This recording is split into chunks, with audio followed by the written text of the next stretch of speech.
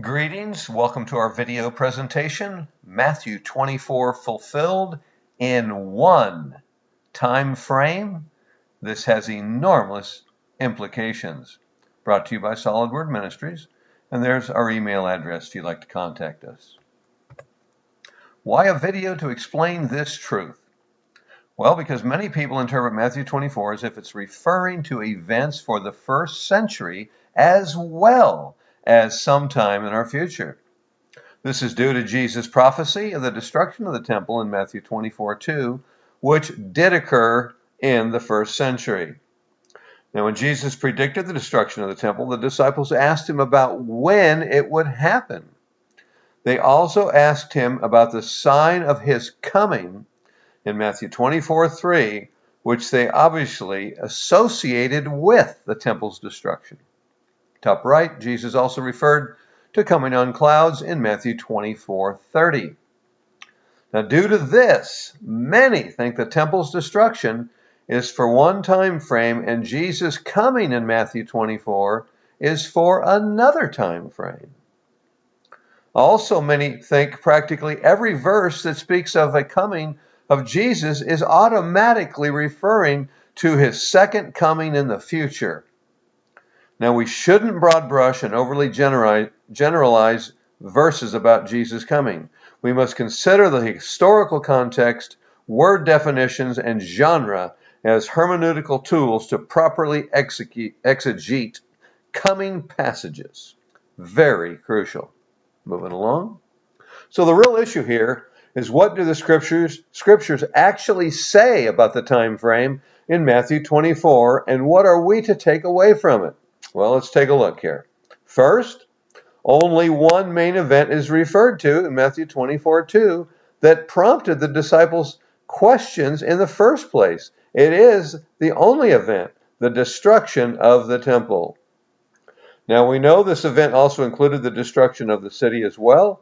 You can read the parable there in Matthew 22, and also the scripture there in Luke 19. And we know that when the temple was destroyed, the city was destroyed as well.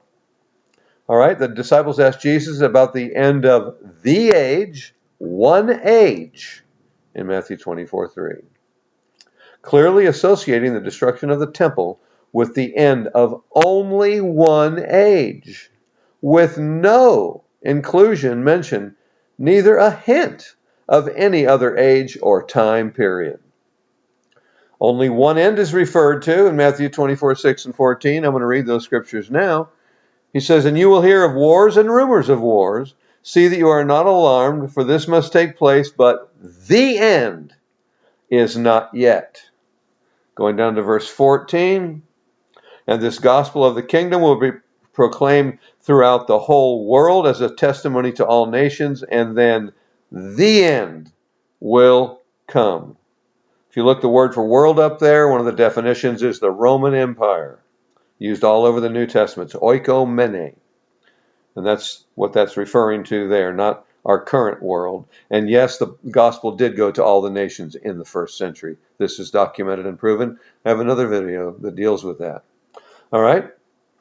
All the signs are grouped together as referring to one event, not two or more. Going up here to Matthew 24:33. All right.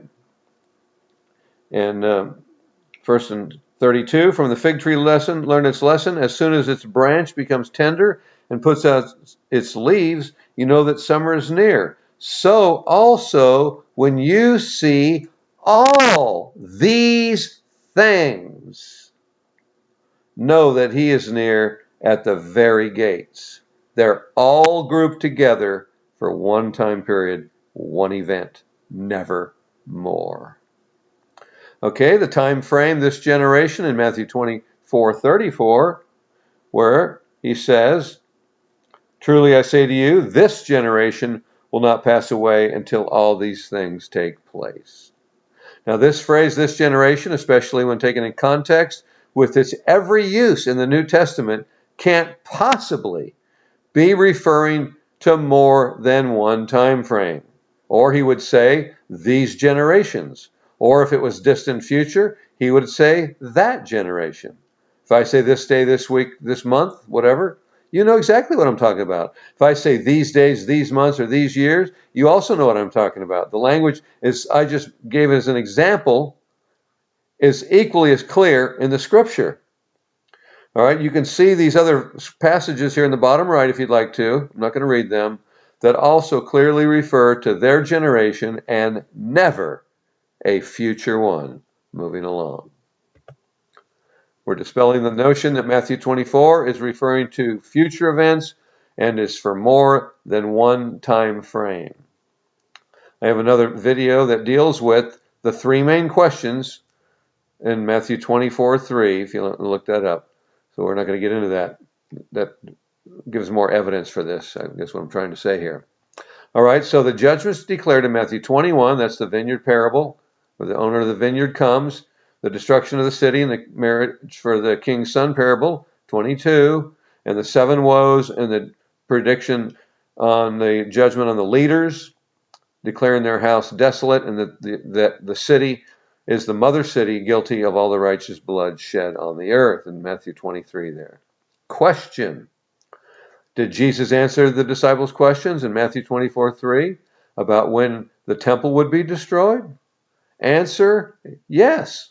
You better believe he did. He told them the signs after they asked the question, the signs that he gave following, telling them the signs that would precede its destruction, which have all been verified as transpiring in the first century.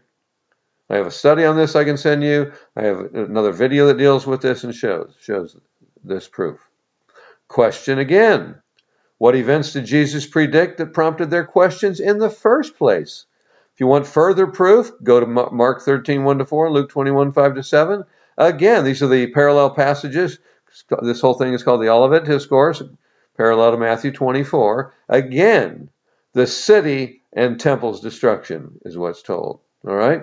Now, furthermore, there in the bottom left, the judgment on the nation, as I mentioned in the top of this column, Matthew 21, the judgment on the city is in Matthew 22, the judgment on the leaders in Matthew 23, the judgment on the temple in Matthew 24, and the corresponding verses we've dealt with. Not to mention, there's a judgment theme throughout the entire book of Matthew and throughout the entire New Testament that shows that judgment's going to be coming on apostate Israel. All right, top right in review, the events were never predicted for more than one time frame. Only one end is referred to, never two or more. The apostles never asked Jesus about the end of more than one age. This should be pretty clear by now, I hope, to you. Please think about this. Pray about this. And Jesus never corrected the apostles and then tell them the events are for more than one age. Neither did Jesus correct them or refer to a different time period. It was clearly for their generation only. And lastly, all the signs, as I read in Matthew 24:33, all the signs are clearly grouped together for only one time frame. No hint is ever made that it is for more. I hope you'll give this some serious thought, some serious prayer, and look at my other videos. Thank you so much for watching, taking your time. God bless you.